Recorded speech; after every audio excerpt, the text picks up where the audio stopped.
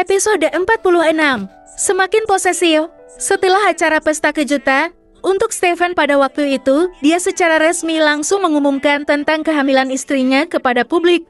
Banyak media yang meliput tentang berita itu, seorang CL muda yang akan segera menjadi dadi. Tentu saja hal tersebut membuat para wanita heboh dan histeris, menjadikan Stefan dan Alia menjadi semakin terkenal. Kehamilan sang istri adalah sebuah anugerah untuk Stefan dan semua orang. Tapi bagi Alia, dia merasa semakin terkekang dengan keposesifan Stefan dan para grandma. Tidak boleh melakukan banyak hal, tidak boleh banyak keluar rumah. Hanya boleh nonton TV, jalan-jalan di taman belakang mansion, dan rebahan. Tentu saja itu menjadikan Alia semakin bosan dan jenuh. Meskipun Carol maupun Rebecca juga terkadang mengajak Alia keluar untuk sekedar makan di luar. Di kamar, aku ingin pergi ke pantai, ucap Alia kepada sang suami. Kenapa harus ke pantai? Kamu tidak boleh kemana-mana, jawab Stefan sambil mengelus perut istrinya. Tapi aku bosan sayang, orang hamil itu tidak boleh ke pantai. Besok aku akan mengajakmu ke suatu tempat yang sangat indah, ucap Stefan menciumi perut istrinya. Benarkah? Alia berbinar. Stefan tidak menjawab, tapi malah semakin asik membuat istrinya kegelian dengan tangan yang bermain di area favorit. Stefan, jawab Don, ucap Alia yang masih kekeh untuk jawabannya. Stefan menghentikan aktivitasnya. Dia mendekap erat Alia. Iya, mumpung besok hari libur, jadi aku akan mengajakmu ke suatu tempat yang indah, jawab Stefan. Senangnya, aku sudah bosan harus terus-terusan berada di mansion. Serasa di penjara di istana mewah. Tapi aku malam ini ingin nengok sang babi, boleh ya? Tanya Stefan memelas.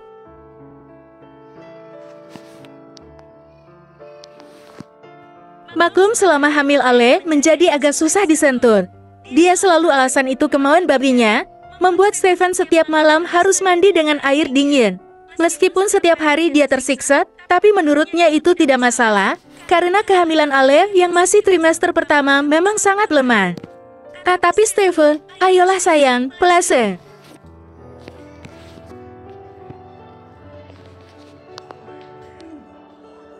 Stefan merengek seperti anak kecil. Padahal baru 2 hari dia tidak bercinta dengan sang istri.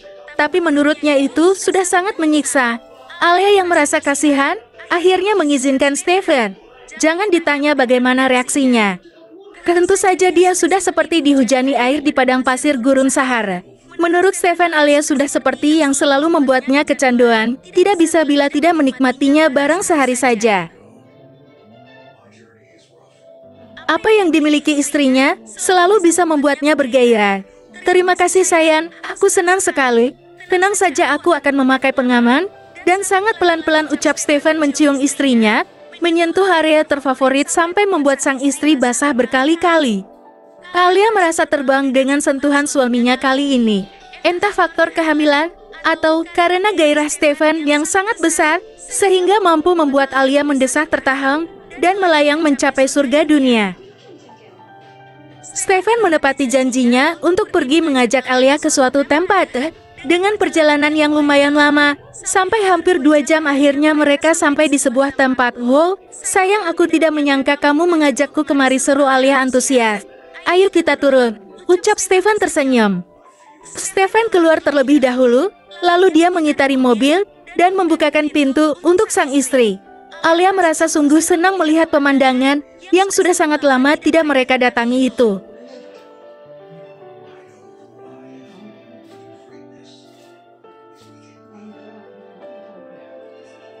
Sebuah danau tempat di mana Stefan menyatakan cintanya kepada Alia. Stefan membuka bagasi dan mengambil tikar dan juga bekal mereka. Ayo sayang, kita duduk di bawah pohon itu. Stefan menggandeng tangan Alia. Lalu kemudian dia membentangkan tikar yang telah dia bawa tadi dan meletakkan sekotak bekal makanan di atasnya. Sayang, duduklah sini, ucap Stefan menyuruh Alia duduk di depannya.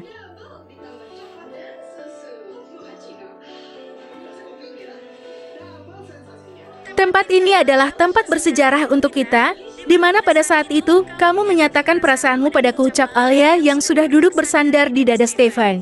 Iya, kamu tahu saat itu sebenarnya aku sangat gugup, tapi aku sudah tidak tahan untuk tidak mengatakannya, ucap Stefan mengenang masa itu.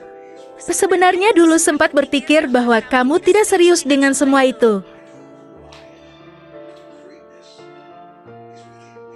Tapi jujur aku juga merasa sangat nyaman saat kamu memelukku. Alia tersenyum mengingat dulu Stephen senang sekali menggodanya.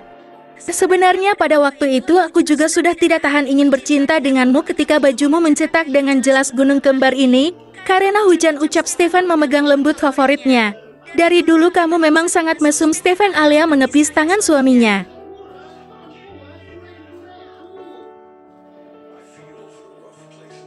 Aku juga tidak tahu kenapa bisa seperti itu sayang. Sebelumnya belum pernah sampai seperti ini. Dasar suami berondongku yang mesum. Alia mencium Stephen. Stephen menyambutnya dengan suka hati. Kapan waktunya periksa kandungan sayang? Tanya Stephen. Minggu depan. Akhir-akhir aku sering merasa mual setiap pagi. Tapi untungnya tidak terlalu parah. Nanti aku akan telepon Dokter Maria agar memberimu obat pereda mual.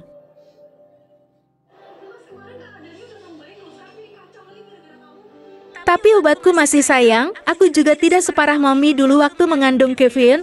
Pada saat itu Mommy mengalami morning sickness yang cukup parah, sampai badannya terlihat lemas karena tidak nafsu makan. Tapi sepertinya sang babi sangat penurut. Dia tidak terlalu menyusahkan momnya, ucap Alia sambil mengelus perutnya yang masih datar. Dia sangat bersyukur masih bisa diberi kepercayaan oleh Tuhan untuk mengandung.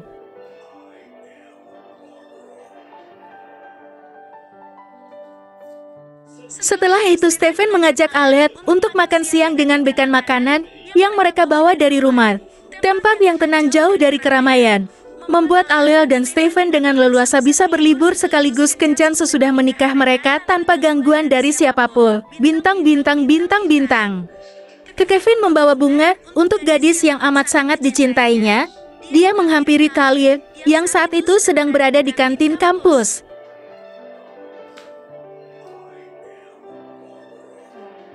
Terlihat Talia sedang bersama seorang gadis muda dengan rambut dikepang dua dan poni tebal yang menutupi dahinya. Hai kalian, ini untukmu, ucap Kevin saat sudah berada di samping gadis itu. Kevin, wow, bunga kesukaanku, terima kasih, seru Talia. Apa kamu menyukainya? Tanya Kevin. Tentu saja. Oh ya Kevin, perkenalkan, ini adalah adikku yang baru saja tiba dari Indonesia. Rencananya dia juga akan kuliah di sini, karena Mira baru saja lulus SMA. Cap Talia mengenalkan gadis yang bersamanya itu. Kevin melihat gadis yang terlihat sedikit aneh penampilannya itu, lalu dia menyodorkan tangannya. Hai, aku Kevin. Mira, adiknya Kak Talia. Apa dia adik kandungmu? Tanya Kevin kepada Talia. Iya, dia gadis yang sangat jenius.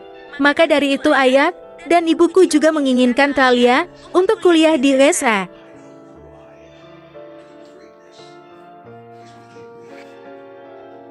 Mira menatap sosok Kevin dengan tatapan kagum. Tapi dia melihat mata Kevin selalu menatap sang kakak dengan penuh cinta. Tentu saja, karena Kevin memang sangat mencintai Talia. Maukah kamu besok malam pergi denganku, Talia? Tanya Kevin. Kemana? Ada Den, mau ya?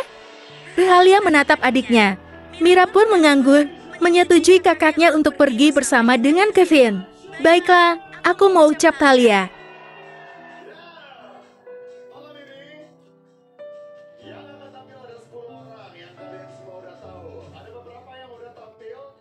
Kevin merasa sangat senang. Meskipun dia tadi melihat Talia seakan meminta izin kepada sang adik. Tapi menurutnya mungkin, karena dia takut akan meninggalkan Mira sendirian di rumahnya, Talia menyewa sebuah rumah kecil di pinggir kota Seattle. Dan tentu saja saat ini, pasti Mira tinggal bersamanya. Terima kasih Talia telah menerima ajakanku. Kalau begitu aku permisi dulu, ucap Kevin, yang kemudian pamit untuk pergi. Setelah kepergian Kevin, Kak, sepertinya Kevin menyukaimu, ucap Mira.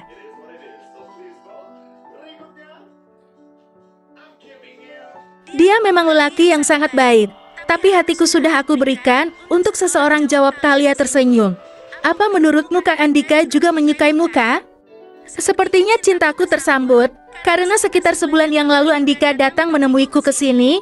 Dia sedang ada pekerjaan di Washington DC. Lalu dia menyisihkan waktunya untuk menemuiku, jawab Talia mengingat seorang laki-laki yang sudah lama dia cintai. Mira hanya memandang sang kakak dengan senyuman di bibirnya, bersambung.